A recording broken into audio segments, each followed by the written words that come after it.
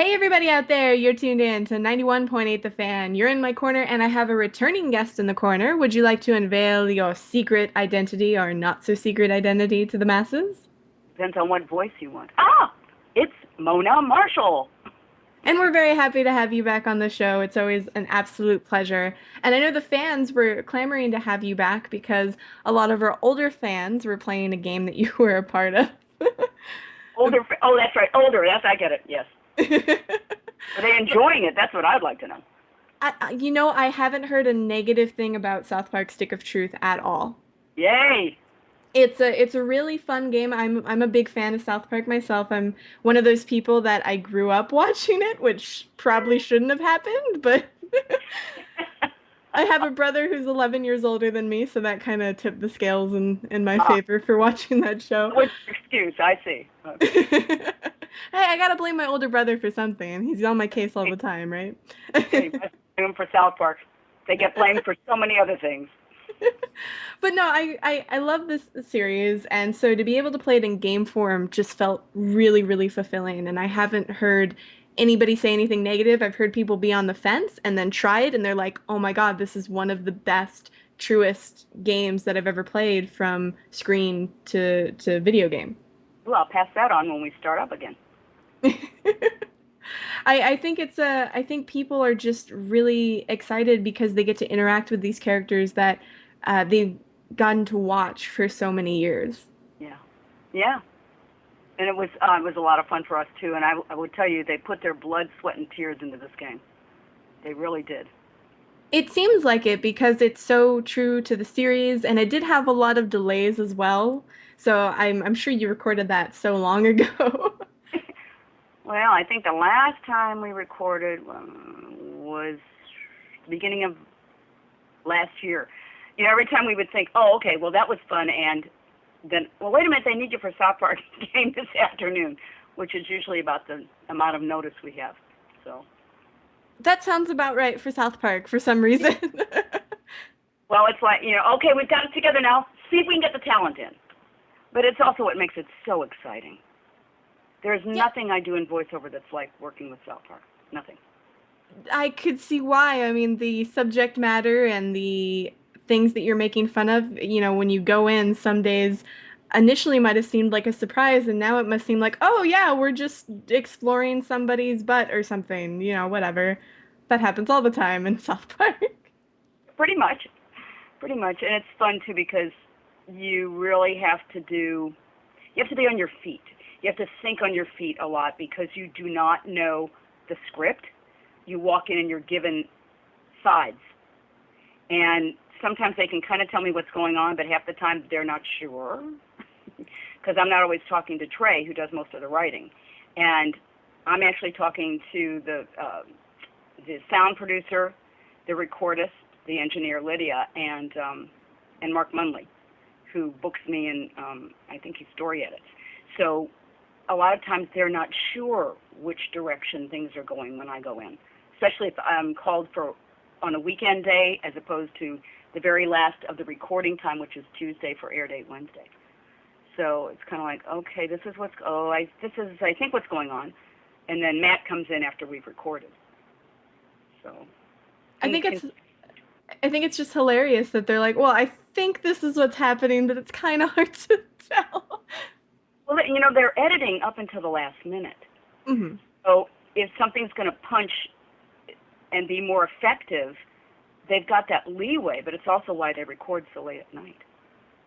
And my agents are always apologizing. Oh, well, I'm sorry, you have to go in at 10. I'm going, please, there's no traffic on the 405. I don't care. This is my job. It's what I love doing. But, you know. Well, no, it must be a lot of fun to be able to essentially be able to hop up and do characters from such a beloved and sometimes hated series. Yeah, I mean, it's a trip. I mean, I love doing it. And I love when they throw new things at me. Oh, you're doing so-and-so, and, the Bull Dyke episode was a lot of fun. Do this, or what was it, the one where they, were talking Rio, New York, the New Jersey, and New York. That was a lot. Long Island, that one was a lot of fun. You just go in and say, okay, this is what's happening, sort of. go to it.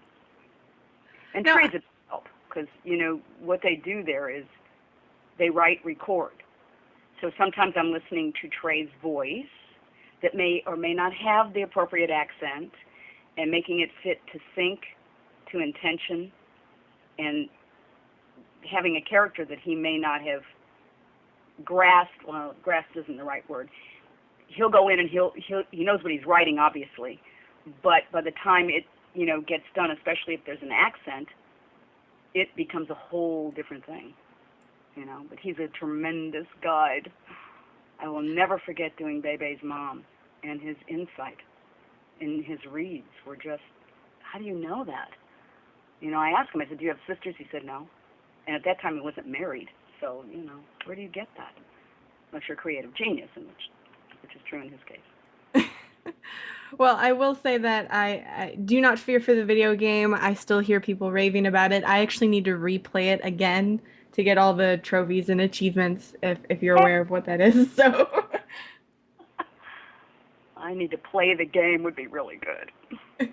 well, maybe one day soon. I'm sure. I'm hoping for Christmas. They usually give us a gift. This could be it. Oh, yeah, that's awesome. I hear so often how you guys don't get the project that you're in or what have you. So, hey, Christmas is better than nothing. Oh yeah, and they're very kind on Christmas. We get a nice little package. It's very nice. Yeah. But that's actually not the only video game you've done recently. That's true. That's true. Just keep filling in those blanks for me. I will fill in those blanks for you. Don't worry. Another game that you were in that a lot of the fans are playing and interacting with each other in is a game called Bravely Default for the 3DS. Okay. And You play a little character called Eagle Meyer. ah, and he's fun. I'm assuming it's a he. Is it? It's a little cute like chibi-fied person, and the game's been getting a lot of good reception there. So on your game work, a lot of people are enjoying what you're producing. Oh, good. Well, I must tell you that I'm not allowed to mention the name of this project because it hasn't been officially announced. But I am doing a character right now through Bang Zoom. The most challenging character I think I've ever done. He has more shades. He's really a lot of fun. It's an extremely popular series in Japan right now, and they're hoping it will be so here. But oh my gosh, I'm working with Christy Reed is the director, and thank God for her because when you're going into a project like that, you're kind of going in blind because you're using the Japanese obviously to guide you somewhat, and the animation is there, but you are still thinking in terms of an American audience and an American voice. And I'm so excited, but I called over there today and said, well, can I mention the project? They said, no, because it hasn't been officially announced. But it's just, and it's for children, little children, and it's just fun. I mean, I have never done a character that I can remember that has had this much variation and has been extremely challenging, but lots of fun. That sounds super exciting. We're gonna have to put our heads together, fans, and try and figure it out and then keep to ourselves for however many years. No, I think actually, I think it may be out in June, and on air in June, but I don't know that for sure. So don't quote me. But it's a lot of fun. It's a lot of fun, and I'll tell you when you're doing a series and characters that are iconic in another country, it really makes you aware of how important it is to honor that, to honor the character, and yet make it your own. And it's the stuff in voiceover that I like the most. I recently finished doing the English version of Chavo. Any of your audience whose parents are Spanish speaking, or they are Spanish speaking, will know who that character is. I did not. But it started out as a live action in, I think, Mexico. And then as the young people got to be in their 30s and 40s, they went into animation, and then they brought it to this country. And so I did the voice of Chavo and Mrs. Pinster, and I mean, it's a riot. But to do another country's icon here in the United States, I mean, that's very thrilling. So, Well, I do have to ask when you hear either the Japanese or the Spanish actor, what exactly are you usually pulling from them when you do your own take? well, sometimes it's intent. Um, when you do an ADR script, you are getting first a literal translation, and then you're getting an Americanized translation. Thank goodness for Pro Tools, because it's a lot easier to make the sync fit. But it kind of gives you the beginning of a roadmap, so that you kind of know what's going on. But then when you're actually recording, you have to take that character and make them your own. Like there were certain things with Chavo, the way he laughs, cries is beep, beep, beep, beep, beep, beep, beep, beep. Obviously they wanted to keep that, but just to get that cadence, because that's something that has now become iconic, just to get that and to make it work. So it's kind of like having a roadmap that gives you, and it's not unlike listening to Trey's voice in South Park. It's a roadmap. It gives me an idea. Then it's up to me, and hopefully a good director, to really help me make that fit in terms of what's happening emotionally. Not just what's happening in the scene itself, which is important too. You got to know what the action is. And even though you're seeing it on screen, it's like, okay, you're watching time code, you're watching sync. You have to be in that character to make it work. Otherwise, you're just matching sync. And that would be so boring and so horrible. So it's not unlike playing kind of multi-level chess, but you have somebody, like you have a chess master right over your shoulder helping you, which is good. I think Well, that sounds really interesting, actually. It seems like a juggling act of sorts. well, it is, and when you consider voiceover, it's doing looping, or ADR, automated dialogue replacement. In terms of pay, it's the lowest, and yet, in my opinion, it's equally challenging to doing original animation, and sometimes more so, because you now, especially if it's Japanese or if it's originally in Spanish, you have to make that work for an American audience. So, they all have their challenges. It's fun to do original animation too. That's a hoot. But I like ADR. It's kind of exciting, and it's something that I happen to be good at. And the first time I did it, I didn't. People were asking me, well, have you done this before? And I said no. But I realized touring as a puppeteer for 10 years, doing hand puppets, that's what helped me. And if I'm doing background for, say, a film, and I'm matching sync, and it's difficult, a lot of times I'll realize that my left hand is actually working the mouth. Do you know what I mean? Is working sync unconsciously. Because that's what you're doing as a puppeteer. You're doing sync for the puppet. I think that's a really nice way to approach it. I mean, everybody connects, I feel, with how they approach different projects differently. So the fact that you're using your puppeteer knowledge to do that, I think really kind of, somebody could watch it and be like, what is she doing? Why is her hand up? But it Uh, makes sense to you. have you ever watched a voiceover session, an animation voiceover session? I've seen one or two in my time, but not a whole lot. I don't mean to, be rude. I just didn't know, because if we were aware of what we were doing when we record, we'd never record. You don't realize. The only time I realize I'm actually working my hand is when I happen to glance and see it's my hand.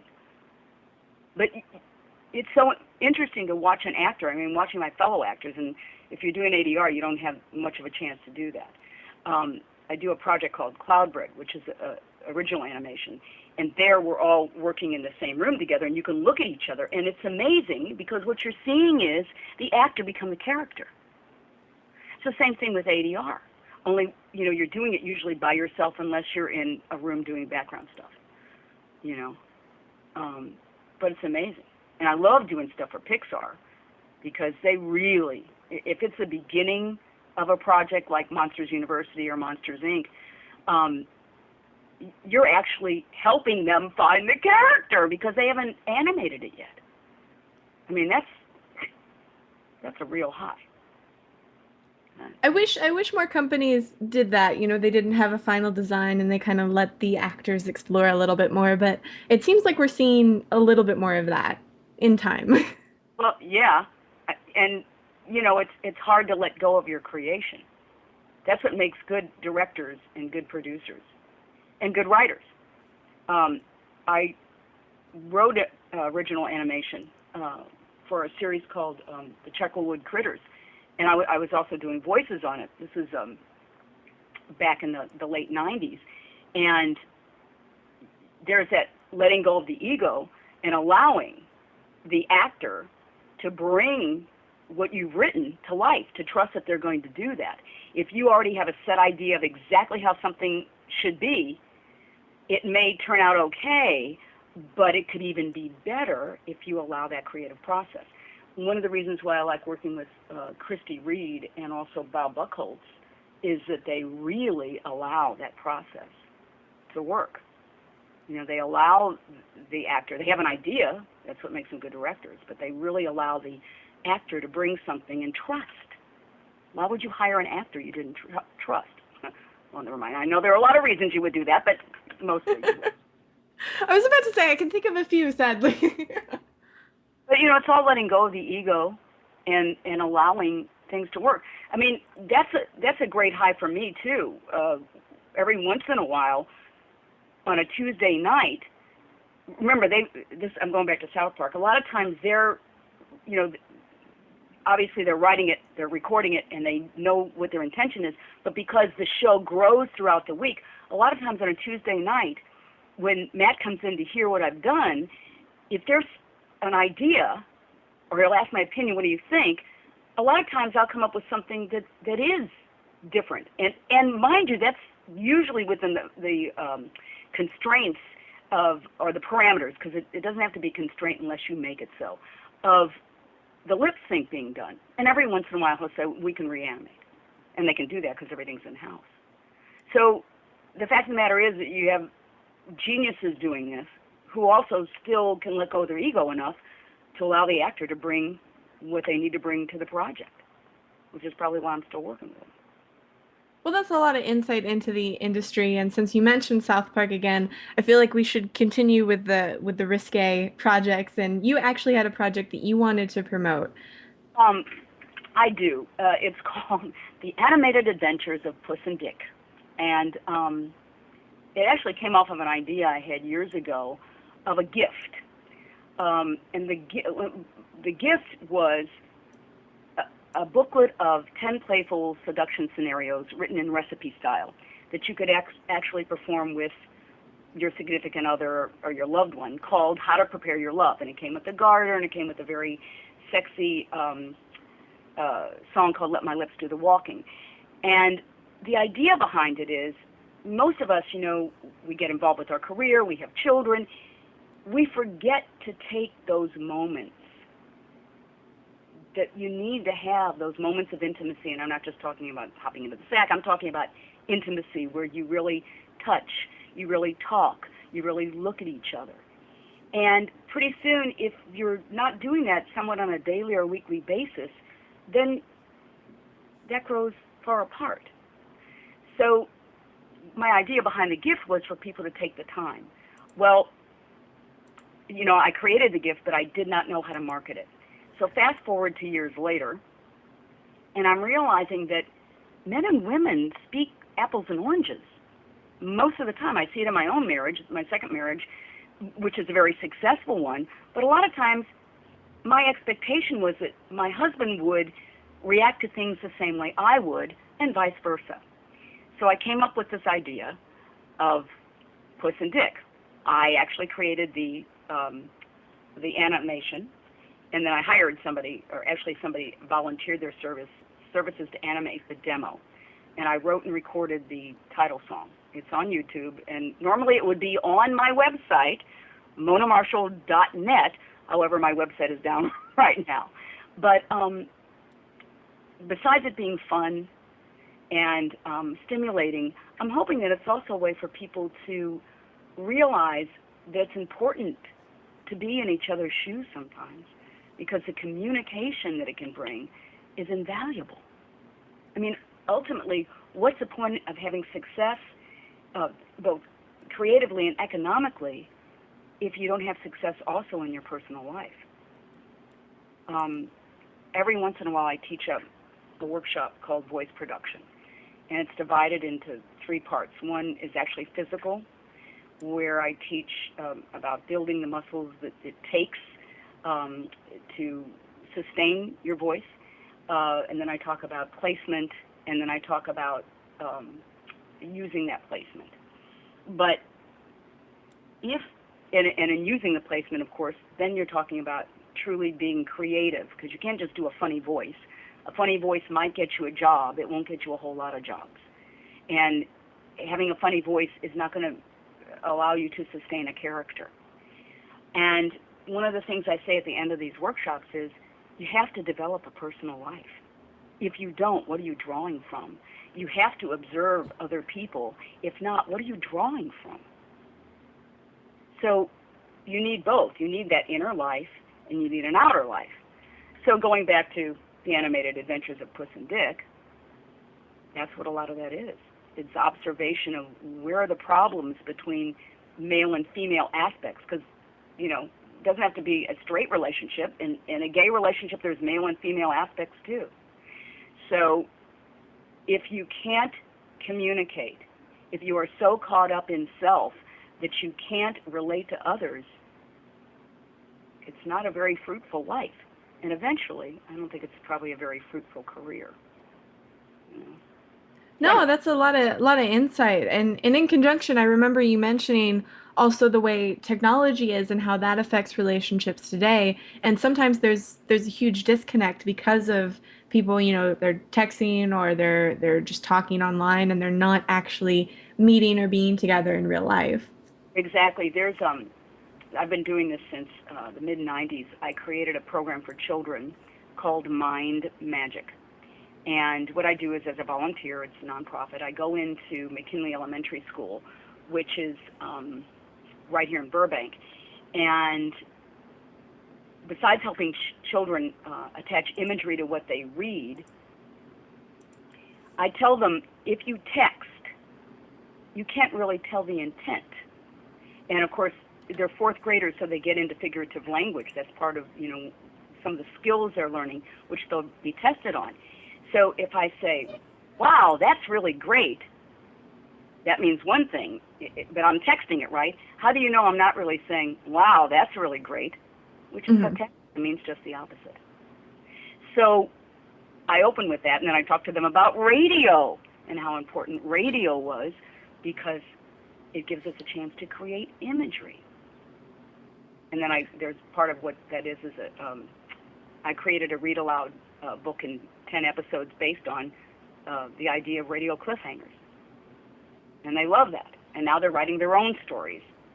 So, and Mrs. Westcott, their teacher, and I say to them, okay, remember, we got to listen to 30 of these.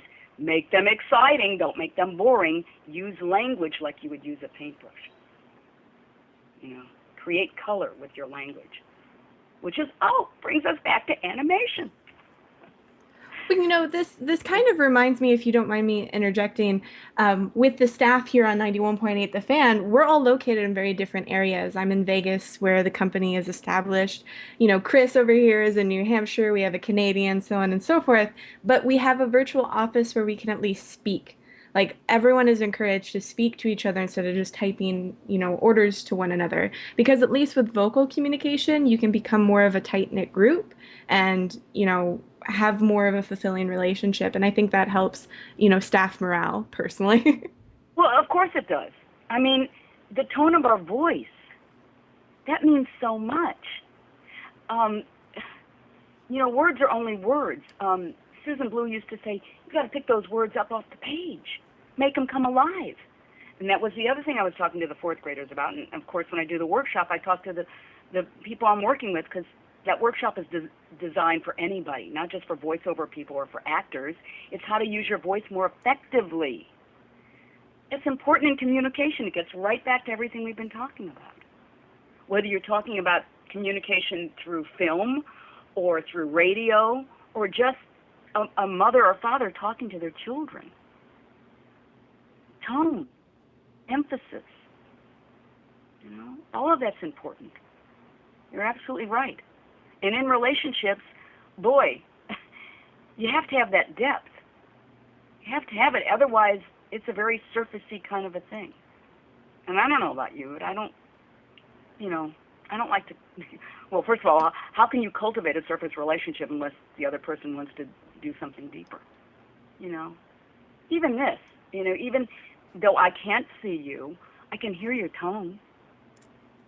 I can hear the warmth in your tone. That's important. And I can hear the passion. When you talk about, having this virtual life with your fellow radio people, that's important to you, and I can hear it in your voice.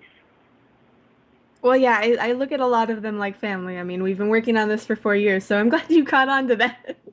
Well, yeah, absolutely. It's one of the reasons I go to South Park early so that I can walk around and talk to the animators. Otherwise, I'd just be a voiceover person coming in and, okay, doing my job, and I would talk to two or three people. That was it. I like to go in there early. Sometimes I bake goodies because I can, and I like to. But I like to talk to everybody. How you doing? Without interrupting. Obviously if they're busy or in a meeting, I don't do that. But otherwise, I would not know anybody else working South Park. So, I can actually relate to that in a way because whenever we're invited to conventions as guests, I'm always talking to all of the staff there. Anybody that I meet, I instead of being like, "Oh, thanks for your help," I'm like, "Hey, my name's so and so," because I'm going to assume they don't know me whether I'm a guest or not. Thank you for your help. It was nice to talk to you, so on and so forth. Like I actually like to make that sort of connection, and a lot of my staff don't understand initially why I did that, but I'm like, these are the people that are supporting you and helping you and are throwing the event. They're doing more work than you're doing at the event. So you should show them, that gratitude. well, of course. And the thing of it is, and I'm sure this happens as we get older more, you begin to realize what is really important in life. Like I look at my agents. I'm with Arlene Thornton and Associates, and they're wonderful. They're just wonderful. I can't even begin to tell you how much I appreciate the fact that I hear from producers, oh, we love talking to Arlene, or we love talking to Myrna. She's always so nice, and, they always try and work things out. Man, this is it. I think I would rather, no, I know I would rather have that kind of extension of myself than to have an agent that may get me more work, but are considered so aggressive and not pleasant to deal with. I mean, life is short. That's why it's important to, I want to do projects that I think are fun and meaningful. Which is probably most of what I do. I have to say this. I do the tag announcers for Publix grocery stores, and I've been doing them for a while.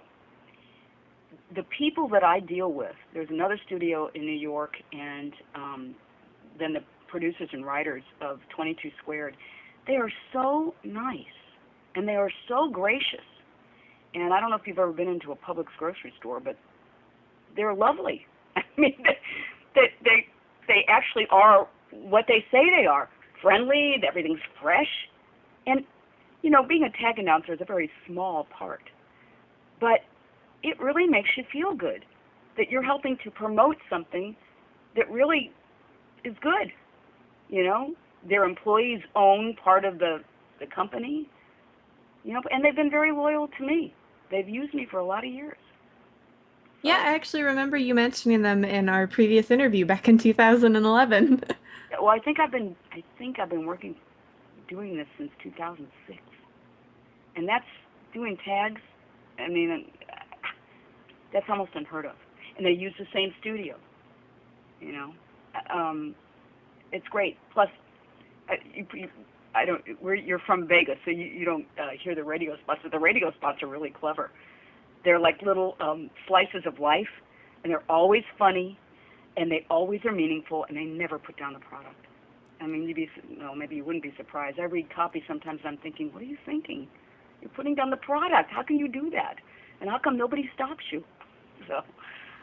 Well, I mean, sadly, I actually don't think we have any in the area. I don't think they're just Oh, in the region. it's all in the South. Yeah. The only reason I went to one is my husband's schoolmate lives in South Carolina. So, of course, when we went to visit him, we had to see what Publix was like, and I was just amazed. Yes and no. I mean, it was everything they talk about. You know, people greet you, everything's clean, everything's fresh.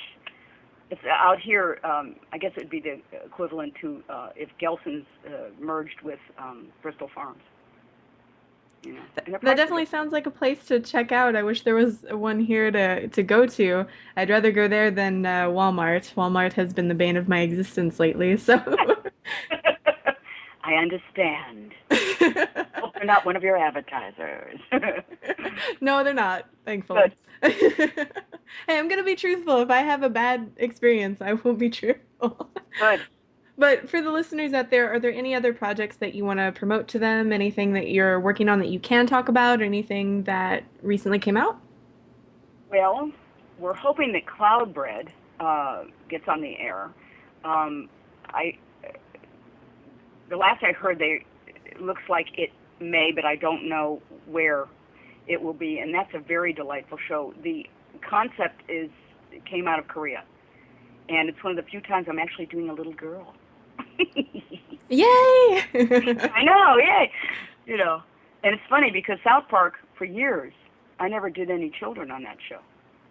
Now I do Red, but they only use part of it is that they speed the guys' voices up. So that's part of the reason, because that's an added process. But, you know, they didn't even know I did kids. You know, and that's like half my career. So there is Cloudbread, and I'm hoping to take the read aloud book Angel and the Magic Pen and have it available on my website, but also to publish it. I think it's a really wonderful idea for kids to be able to read aloud with meaning, to listen, and to create imagery. I think we're losing that with our children, unfortunately. The ability to listen and create pictures. One of the things I tell kids is it's one thing to see a film that comes out of a book, you know, Harry Potter, for instance, or The Hobbit. It's another thing when you read that book and you create those images yourself, and you can tweak them and make them any way you want. And that gives kids a sense of both power and responsibility. And I think that's a very important idea to get across to children. So it's one of the things I'm doing. I know that struggle because my brother has three little girls, 10, 8, and 4. And they follow in their dad's footsteps and they're good at math, but they're not that good at English and reading. And that's where I was strong at. So oftentimes I'm helping them with homework and things like that. And I'm like, well, you have to actually read and digest what you're reading. You can't just skim it and be done with it because then you miss all the answers. So I'm keep trying to encourage them to even read books when they're at school, but it's kind of been an uphill battle. Do you read to them? I haven't gotten a chance to because their schedule is kind of hectic between their mom and their dad, but I'm hoping to get the chance, especially once summer hits. Well, and here's a thought too, because if you have, what is this program? GarageBand, right? Do you have GarageBand? Are you in a Mac? I'm on a Windows computer, but I do have a Mac laptop, so I could do Do you have it a way to that way record? too. Yeah. Record a poem or record something that's like a short paragraph that's exciting. One of the things I do with the kids is I divide them up into teams, and at the beginning of the year I read a book called Pets and Trumpets, and they're a series of riddles that have a small word within a large word, like the small word in pets and trumpets would be pets, right? It's hard to visualize this. But anyway, so then they make up a riddle of their own using that. Then I read them another riddle that's a little more esoteric called Catkin. And they get points for doing this. Or they earn the use of a Beanie Baby that they will eventually get to have as their very own when they write their own stories at the end of the year, which is coming up in the next 2 weeks. But then I divide, when they earn enough points, they get a prize. And so I don't know how familiar you are with The Hobbit, but I read it many, many, many times.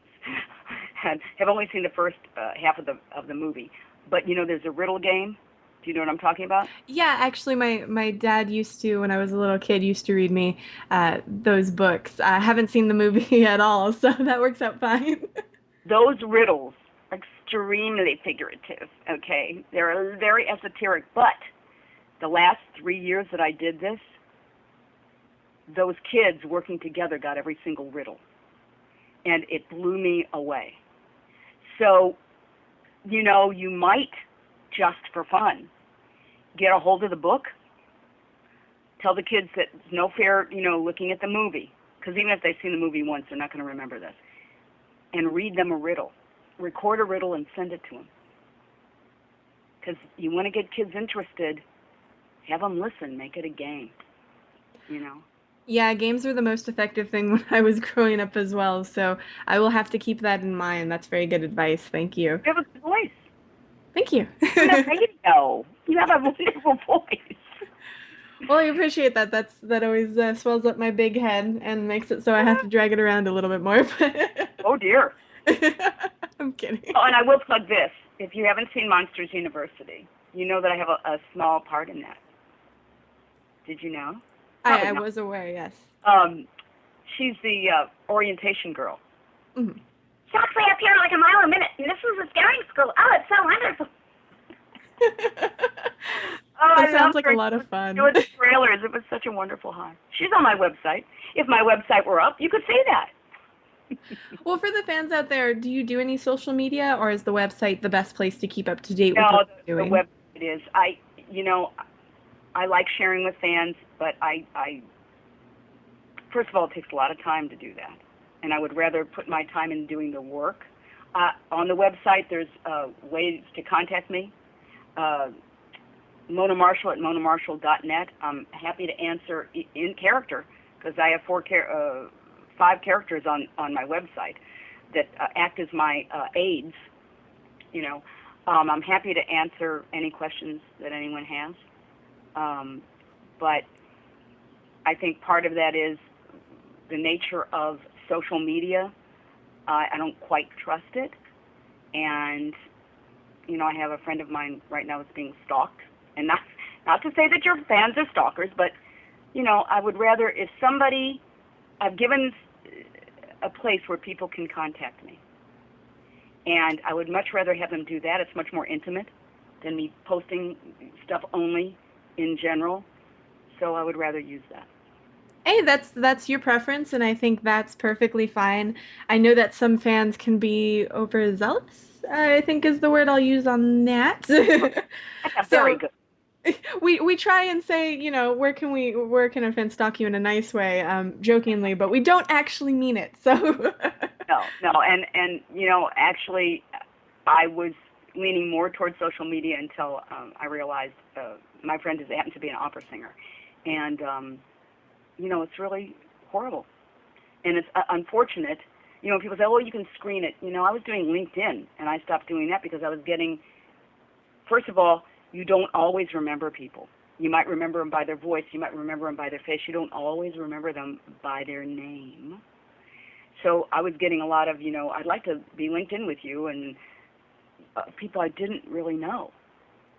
So I stopped that.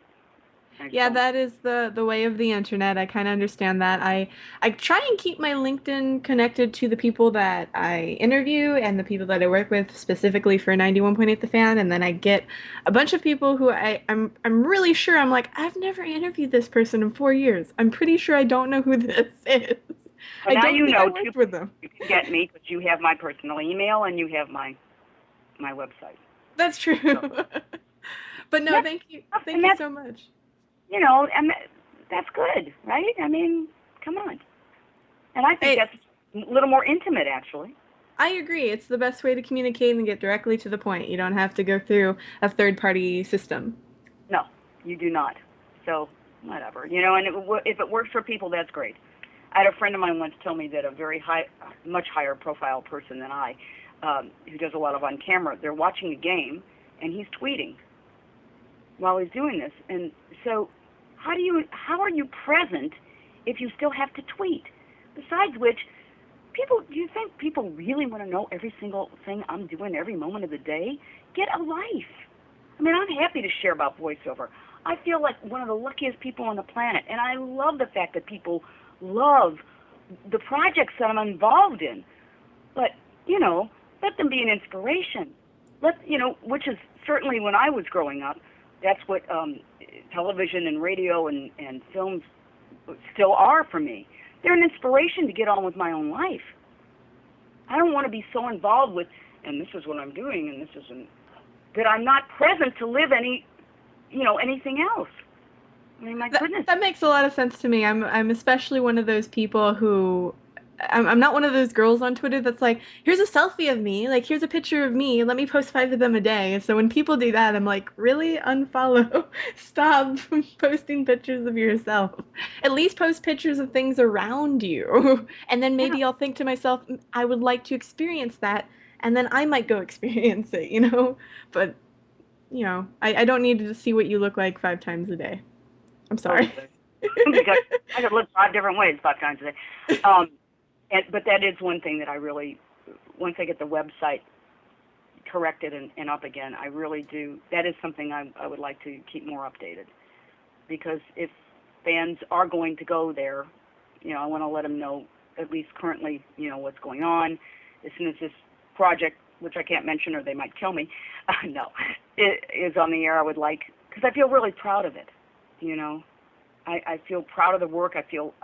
I think, and I'm hoping it's a big hit in this country because it's totally wacky and fun and silly, and it's got an enormously talented cast, and so I'm hoping people watch that. And if Cloudbread comes here, Cloudbread is totally different. The animation on that is almost like paper dolls. Remember paper dolls? I do. It's charming, it's sweet, and I think sometimes we need a counter to edgy. I mean, I think edgy is fun, it's wonderful. God knows I do enough edgy stuff. But sometimes you want kids to have something softer and sweeter and more lovable that's not a purple dinosaur. Is that even still running? I Anyway, don't know, actually. probably a good thing you don't know. So I'm hoping that finds an audience here. The Secret Project, however, is totally wacky and wonderful, and yet there's a really wonderful relationship between these two characters who are the leads, and it's just really fun, and it's really imaginative. So anyway, it's killing me that I cannot mention anything more. We'll have to watch out for it. We don't want to get you in trouble with those No, NDA no, and messages. I would never do that. But is there anything else you'd like to tell the listeners out there since we're nearing the end of this interview? Well, first of all, I'd like to thank them, because it's really important to know that people like your work, and that hopefully that's of service to them, just like they're of service to me by watching. And that I am extremely grateful to be doing something I absolutely love and had not planned on doing originally when I set my sights on becoming an actor. And thank goodness for Dawes Butler, the late Dawes Butler, who did Quick Draw McGraw and oh God, my mind just went blank. Yogi Bear, Captain Crunch, who many of us are still working today, including Nancy Cartwright and the late Tony Pope, who would be working today if he was still alive. But so many of us came out of that workshop, and he was such a generous, wonderful spirit. It's why every once in a while I would do a workshop and either not charge a lot of money or do it free. I just did a free one not too long ago because I just think it's important to pass on what you have. And part of what, people being fans, they're also passing stuff on, and that's good. Hopefully they're passing positive stuff on. And I'm just grateful to be doing what I'm doing and that people appreciate it. So I think that's about it for me. Well, I'm sure they do, and I can tell from our live chat that they do. So thank you very much for joining us again. We really enjoyed talking with you. You are very welcome, and thank you for thinking of me.